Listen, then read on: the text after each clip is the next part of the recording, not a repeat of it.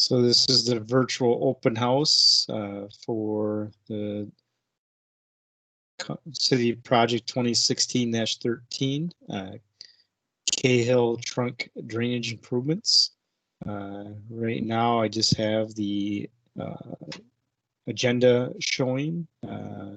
Just a reminder to stay on mute at this time unless you have a communications issue with the presentation, and we'll stop and make sure that you are seeing and hearing us clearly.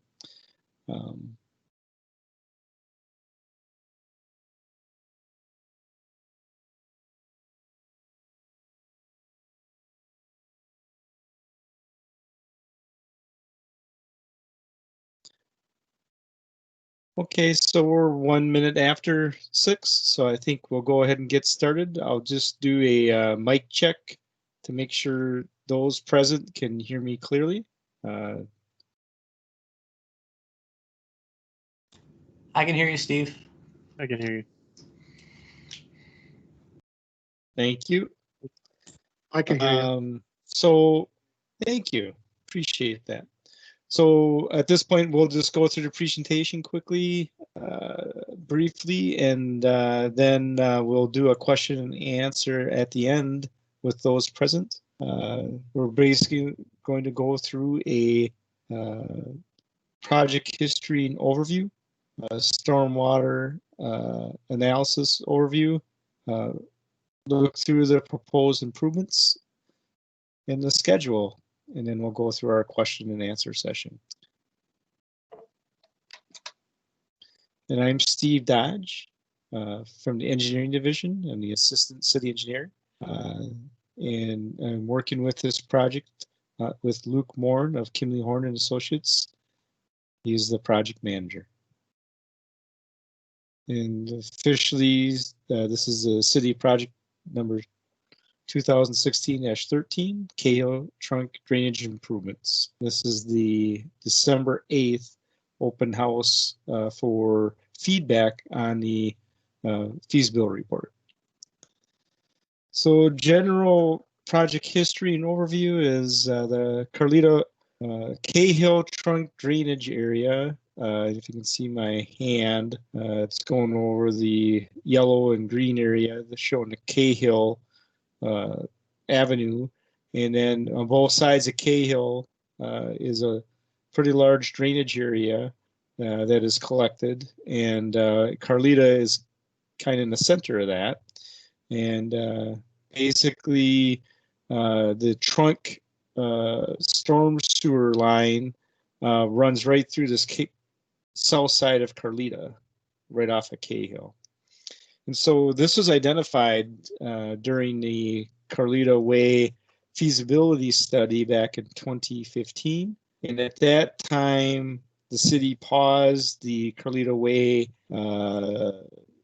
street reconstruction project in order to identify the potential intermittent flooding and improvements that could be made to resolve that on the south side of Carlita Way in 64th Court. And so what happened was that was on hold for a couple of years, and then the city did identify funding for this project, which is the 2016-13 Cahill Trunk drainage improvements. And so we continued the process here in 2020 once funding was identified, and then council authorized a feasibility study this August, and then they received the feasibility study on November 9th and scheduled this public hearing coming up for December 14th. And what we are identifying with the stormwater existing conditions is that on 64th Court, there is a property on the northeast corner, especially the property could see some temporary flooding in large rainfall events, and the court itself would receive the roadway could receive temporary flooding concerns. And so, and that is partially due to the Cahill Trunk sewer line, which is in yellow and crosses on the south side of this drawing here. Does have some capacity issues because it is such a large drainage area. And we identified that there's existing ponding that occurs right in this area, what's called the South Pond area.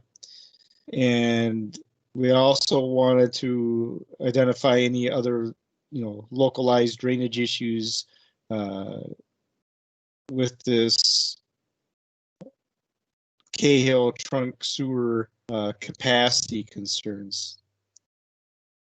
So the proposed conditions is we reviewed 3 options. And option 1 was reviewed upsizing storm pipe that exists that goes between the lots off of 64th Court, because 64th Court was one of the flooding areas of concern. Option 2 was upsizing or addressing storm sewer capacity and the pipe on the south side of the project coming off of Cahill Avenue. And then the third option was we have 2 vacant lots here on Carlito Way where there's a capacity to increase some of the stormwater volume being held to relieve the 64th Court drainage problems. And so looking at all 3 options and the proposed conditions, option 3 is the most cost effective and feasible to work with the residents, a few residents on ponding on the south side of Carlita, and being that is already a low area with 2 lots owned by the same property owner that are unimproved and vacant right now. There's an opportunity for relief on this project of the stormwater conditions. So the proposed ponding, option 3, which is the most feasible, will provide additional storage and for Cahill Avenue and the Carlito Way intersection. Provides treatment for Carlito Way area reconstruction project through a filtration style design. The soils that were found here were in the groundwater were such that this can only be a filtration style design. We cannot promote infiltration. And the 64th Court area high water line is now being lowered to make sure that from the blue down to the green, so that only the ponding area now and the flooding condition is now only inundated and captured mostly in the street. So that's a large improvement for 64th Court.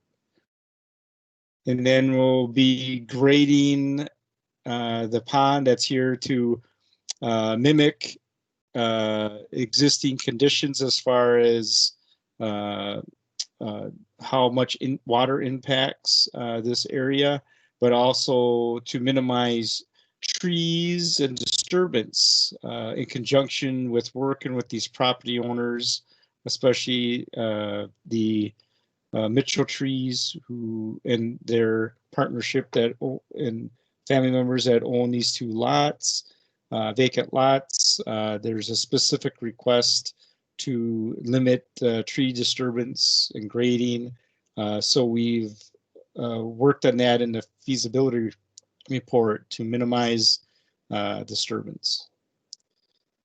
Total project cost is $478,000 and $175. There's no assessments for this project. and it is being proposed to be funded through the pavement management program or as directed by council. And the permanent easement acquisition necessary now ends up only being 4 parcels. The 2 vacant lots, the lot at 6420, which are the Blaisdells just next to and east of the project. And then the south lot down here, which we're also working with the Mitchell trees on. These are the 4 lots that we would be working on easement acquisition. And then permanent easements would be, permanent easements no longer necessary for anywhere past the Blaisdells. We made sure to keep reduce the area that was shown in the original feasibility report to minimize impacts to other properties. So there will be addendum or an amendment to the feasibility report number 1 that will go to council on December 14th because after feedback from residents and working with engineers, we're able to reduce the footprint and minimize the amount of residents we have to work with down to 4 instead of 6. And then the easement acquisition process engagement will begin following the hearing on December 14th and once the council orders the project. So on December 14th, we'll have the improvement hearing and we'll order plans and specifications in the project.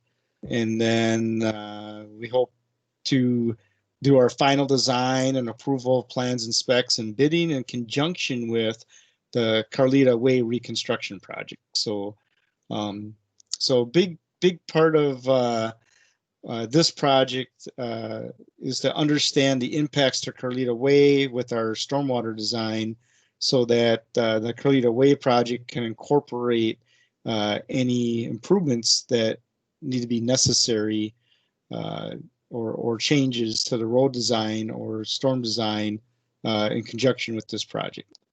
So at this point, that's the presentation for the Cahill Trunk drainage improvements, and I would open it to questions from the participants in the meeting.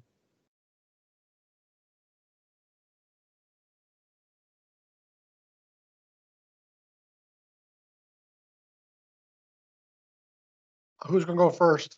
This is Greg Mitchelltree. Greg, you're open to talk. You have the table. Okay. So I have several questions here now. First, I didn't realize that it was going to impact our acre, according to this map here. So I was only going to potentially only impact 2 of our lots. So why has this changed? So Greg, I guess Steve, you want me to take this one? Yes, because you've been directly working with Sure. Greg on that area. When you're saying impact, Greg, what was up on the screen that Steve was showing? So Steve made reference to an amendment that's going to go into, or is going to go to council at the same time as the public hearing. That, as we went through and did some more research related to property records, that piece was left out originally. The design changes that are happening essentially brought the easements actually in to less impact the 2 vacant parcels. That area that Steve's highlighting, that's just a permanent easement area because the water ponds there are no grading or tree removal or any sort of construction impacts proposed in that area consistent with before. This amendment is just cleaning up the locations where that actual permanent easement needs to be, but there are the staking that was, and generally the construction limits that were shown when that got staked previously, there hasn't been a change to that.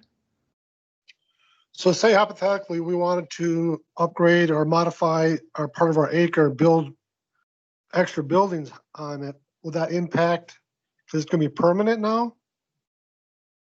That would be a permanent easement for that small sliver of red area that's kind of by that where the hand is on the screen.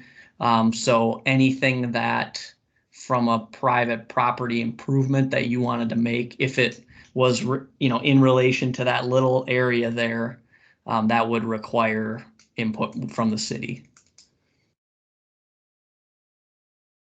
Right. So I'm saying now, impacting 3 parts of our land now. Before it was only 2. Greg, this is Steve Dodge. So I just want to clarify that. So this is a open house meeting, and we are recording it for the public record, and so that I want to just make sure you're aware of as we have our conversation. But the part I want to bring up to you is that what Luke is trying to bring up to is there is no disturbance in that area, and this is the same. All we're saying is that's just the water that defines the stake. The stakes you saw when you asked it to be staked should have defined that area, is what I'm hearing from Luke. And all we be doing is as part of basic cleanup, trying to obtain a very small portion of that property where the high water line matches existing conditions. So what we're showing matches existing conditions, and we're not trying to increase the disturbance area of the pond or the high water line. So if that wasn't conveyed to you earlier, but you're talking about a small 500 square foot area. So that would be like 10 by 50, as an example. But obviously this kind of goes a little bit in and out. But anyways, the major disturbance is obviously on the 2 properties that we originally talked to as far as disturbance. This clean up the drainage high water line of 100 years. The water would go slightly onto that property. So it's just a cleanup item. And so hopefully that's better understood. Okay, so the question I have here is, I'm not sure if you guys can answer this. I asked this about liability. That if for some reason that there's water there and the kids in the neighborhood go in there, trip, fall, and die. So I asked this prior, who would have the liability? Yep. And I answered that, Greg, and what you asked for. This is Steve Dodge again, assistant city engineer. Mhm. So I'd answer you at that time that the city takes on the liability. We're building the pond. We have the easement in our name. But what you asked for is specific information from the city attorney that explicitly says that. So I asked for that information from the city attorney, but what I'll do is I'll make sure that we get that to you before next Monday's meeting, Greg. And okay, also, how does this impact our taxes? I believe it does not. I mean, that's a county assessor assesses for taxes and how that works. But my understanding is it does not, that you would continue to pay taxes on the property. So we're really paying taxes for a property that we can't build on. Greg, that is correct. And you have the option to go to border review and at the county level and let them know that the whole property is under easement and is not buildable. I had to do that with a property of mine one time, go to the border review, and I was able to get my taxes adjusted. But I can't control that part of it because the only way to get rid of the taxes for you is twofold. Either we purchase the property outright, so the city owns it and we pay taxes on it, or if we're just getting easement over it as you requested, then you're the property owner still, so you would need to go to the county board of review or in the county to address any tax questions you have. Okay.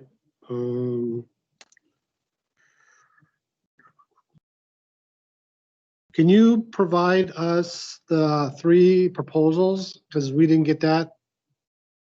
Expect to have this information during the hearing. Luke, you can answer that. Sorry, Greg, can you ask that question one more time? Oh, yes. Can you provide the 3 proposals? According to the map that you provided me, that we don't see the 3 proposals because we want to be able to discuss the 3 proposals to the city. And when you're saying the 3 proposals, you're referencing the alternatives that were the other options that were in the. So those are included. So the feasibility report, you should be able to access that on the project website. Oh, okay, so I can get that image from the city page? Yeah, so I guess a couple things. So the feasibility report itself, that should be on the Cahill Trunk Drainage Improvements web or project page on the city's website, and you should be able to download that. And one of the appendices of the feasibility report is the stormwater analysis that was completed. So that's going to have the information that Steve kind of gave a brief overview of. Mm-hmm. And then I think Steve referenced this as well. This presentation, as well as the slides, will also go up on the city's website later this week. If your other family members or anybody else wants to take a look at what was discussed here tonight. Okay, and this is an engineer question for Steve. So throughout the years of flooding, do you know how often these parcels will fill up with water?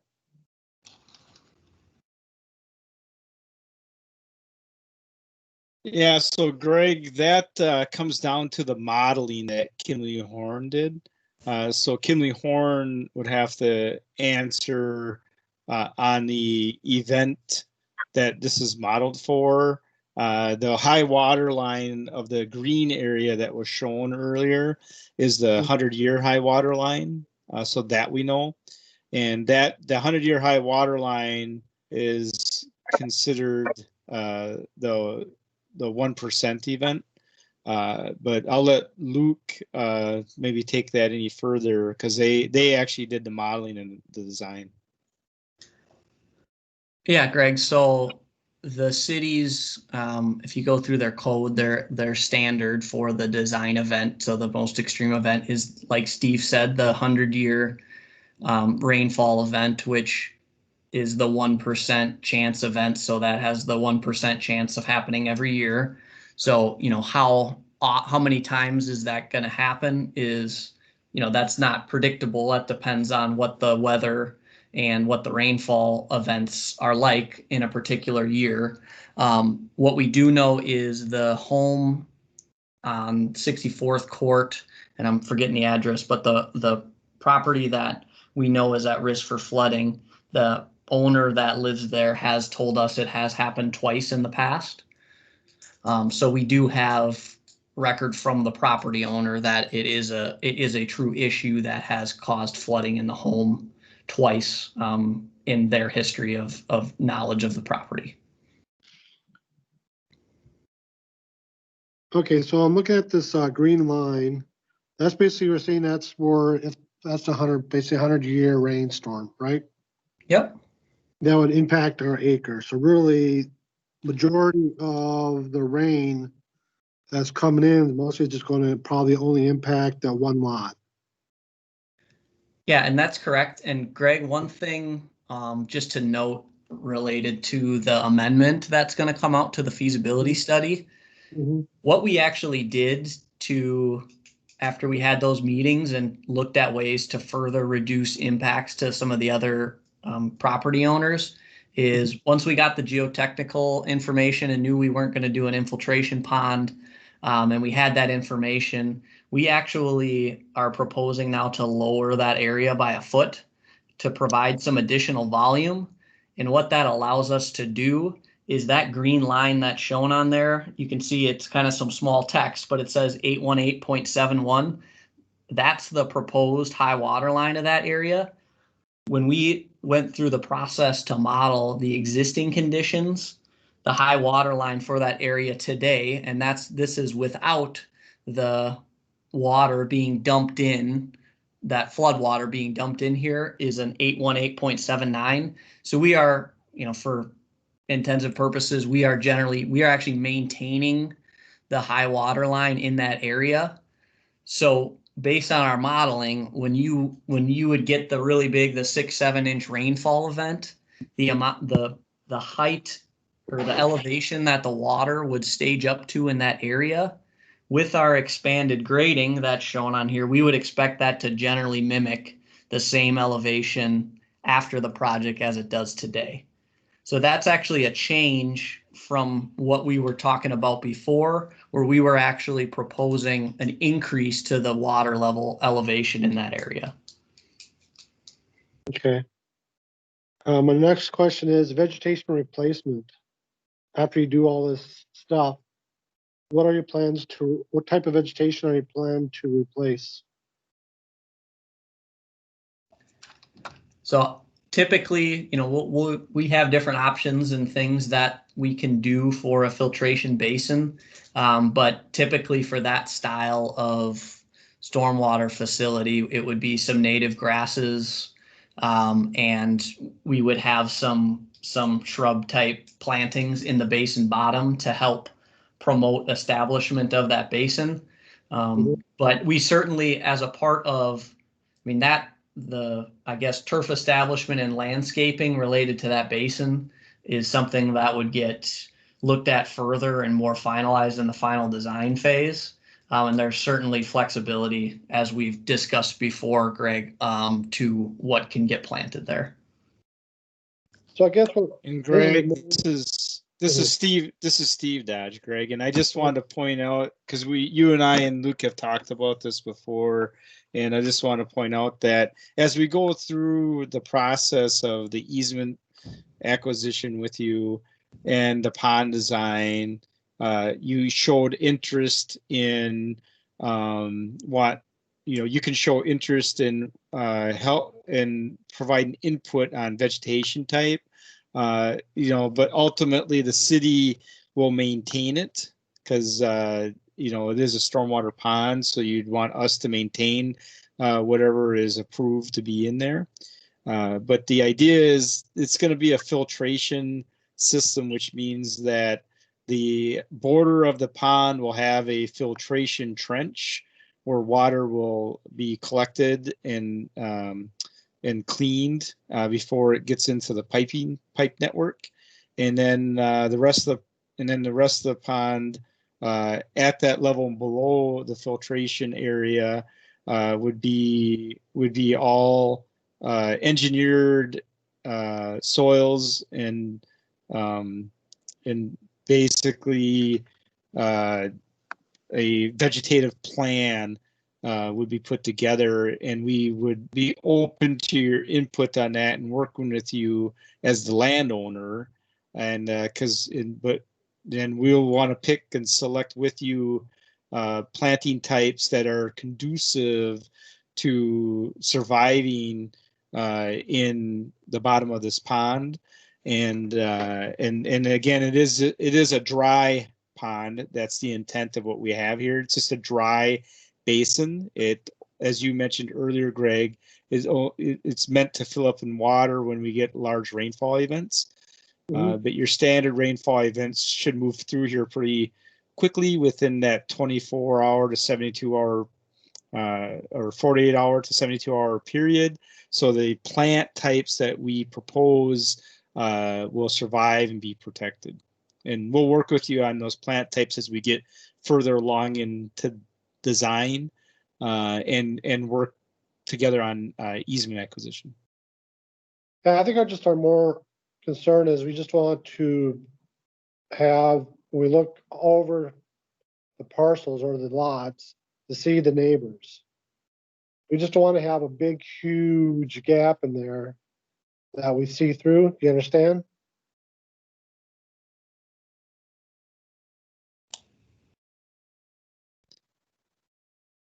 Yep.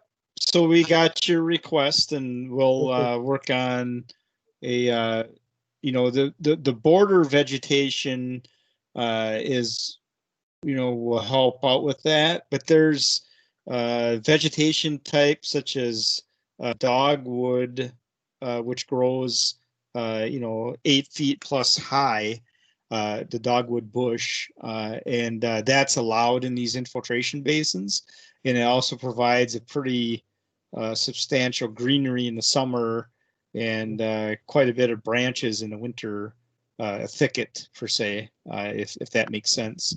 So we can work with you on vegetation types on a border on just outside of the easement or at the edge of the easement, and also what goes in the easement. Right. Also, when you do the construction on the other side of the property, I assume you're going to be removing trees during the construction. Is that correct? Can you be, Greg, maybe more specific? I mean, tree removals, yes, would happen. Typically that is one of the first things that happens on construction projects. I guess what area are you asking about specifically? Just the outskirts. So consistent, I mean, Steve can bring the image back up maybe, but essentially the stakes that were out there, and they may still be out there, that were showing those construction limits, that would be which on this, what Steve's showing is that yellow dashed line, not the green line. That's the proposed area of impact. So anything within that line, and again, that was one of the items that was staked. That would be the area where we would be anticipating trees to be cleared. No, yeah, I'm not worried about that. I'm talking about out by the road area. Would it be the north side? So to build constructions, you'll have to tear that all up, correct? So yeah, so that the area for this project, the area in yellow, that's the limits of construction for this project.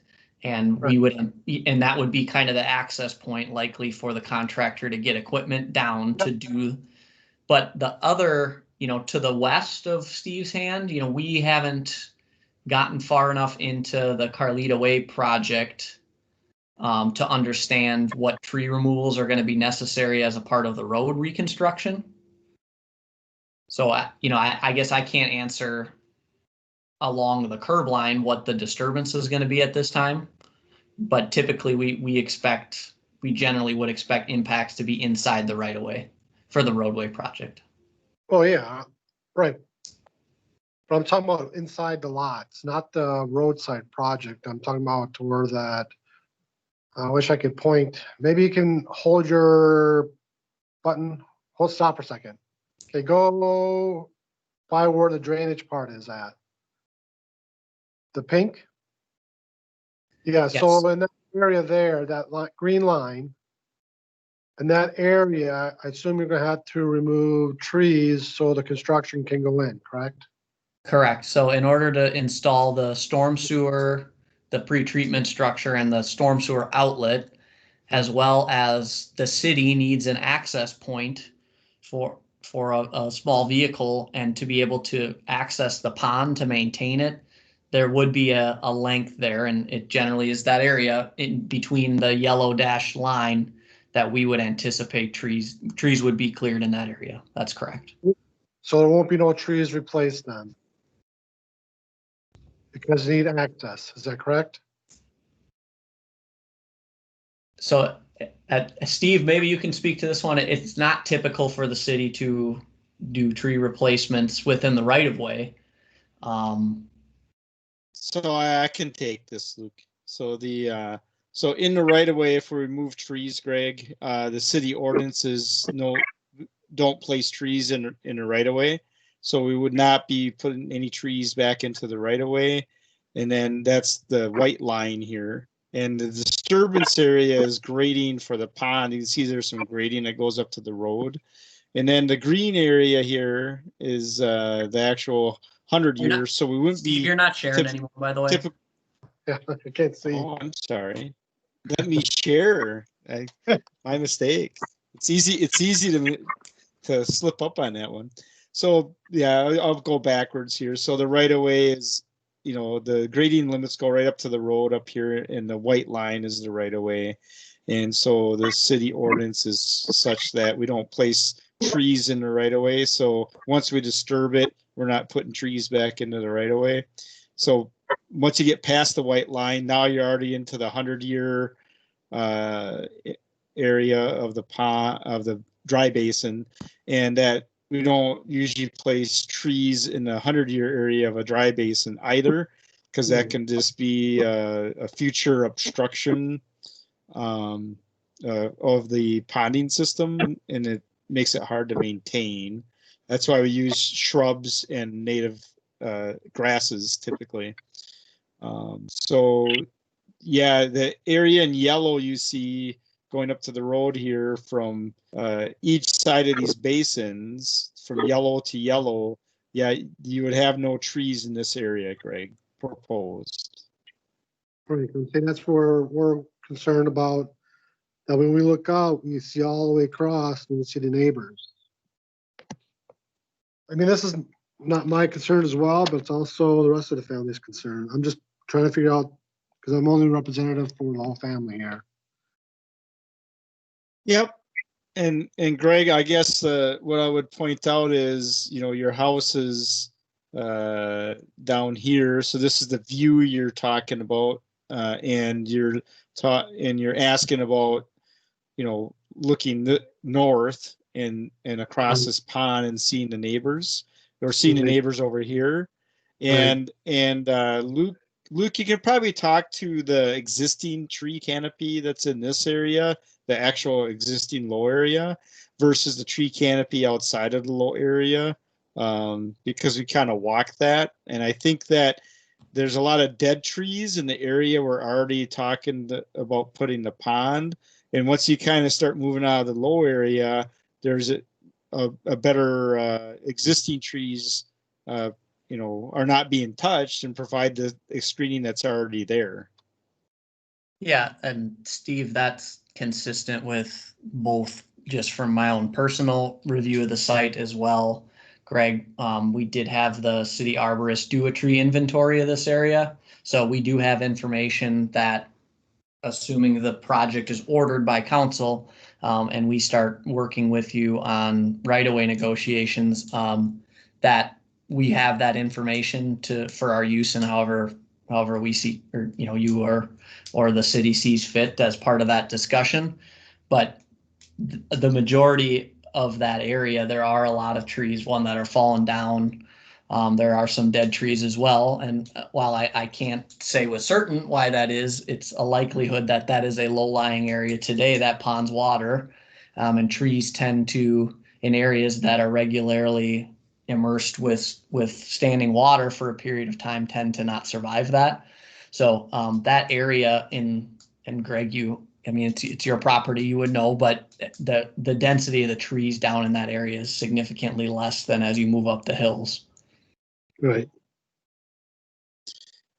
And Greg, this is Steve Dodge again. I just want to say that some of the questions you have too, there's a resolution to this when we get to the easement and acquisition discussions. is that if there's a loss of screening that is a concern, that can usually be part of the payment for land acquisition process for the easement acquisition. And that means that there can be a sum provided to you for planting additional trees if you see fit in this area between your house and the pond and the dry basin.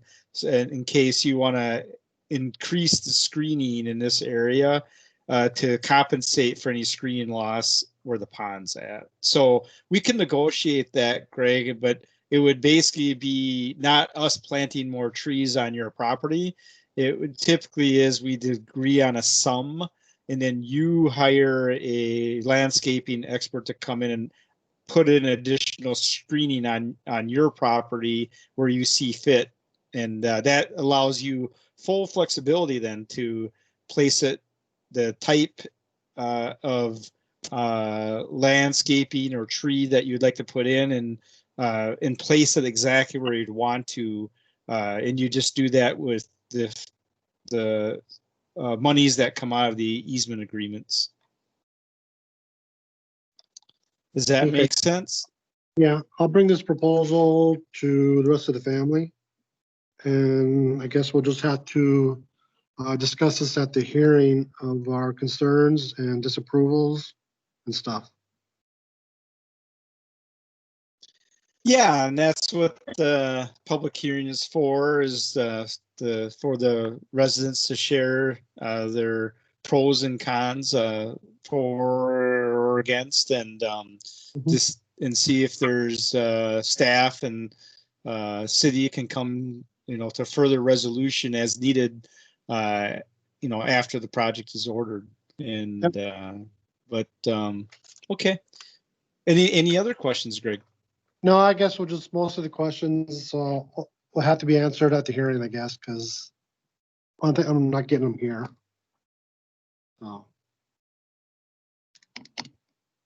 So no more questions for me.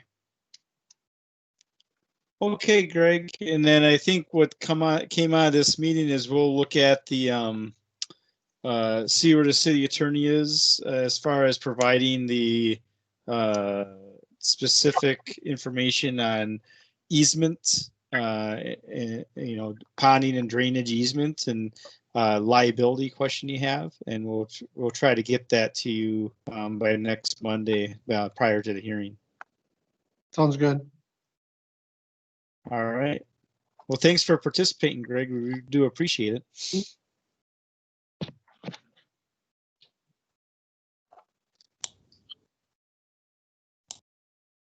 So if there are no further questions or participation, then I think we will end the informational meeting we're having, an virtual open house for the feasibility report for the 2016-13 Trunk Cahill Trunk Drainage Improvements Project. And I appreciate everyone's participation. This is Steve Dodge, Assistant City Engineer with Luke Morin of Kimley Horn and Associates. And we will post this on the web page for the city web page for the project at Cahill Trunk Drainage Improvements. Thank you. Okay, thank you.